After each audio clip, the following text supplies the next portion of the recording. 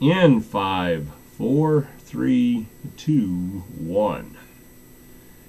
Well, thank you very much, Winstone. Kind words as always. Down in Albuquerque, New Mexico, this is Dr. John Konopak, a.k.a. Dr. Woody, and this is For the Sake of Argument.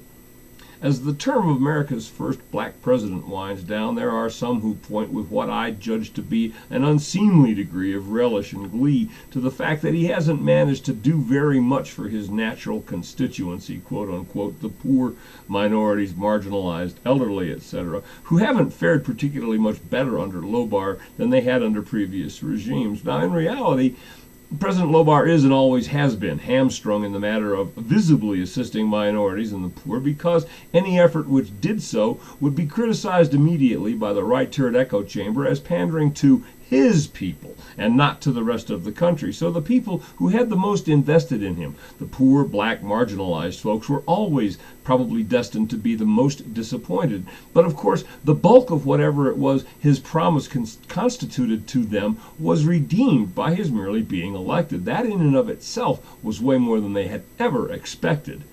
Both President Lowbar and his handlers are now wholly consumed with the business of his legacy. It is imperative, from the point of view of the narrative of freedom and the long arc of history and all that he be remembered as a unifier, a bargainer, a negotiator, because the opposite qualities, were they to attach to him, would validate the right-turret's counter-narrative all along that he's a divisive, angry, black, Muslim, Kenyan, socialist, anti-American, antichrist, among other things.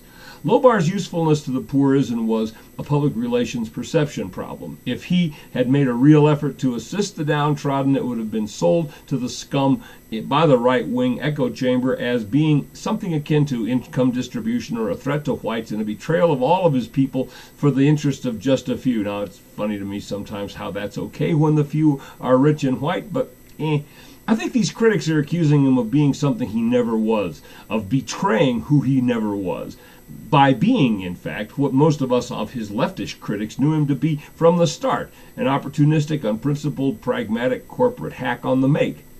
For the sake of argument, I'm Dr. John Konopak. Back to my man Winstone in the studio.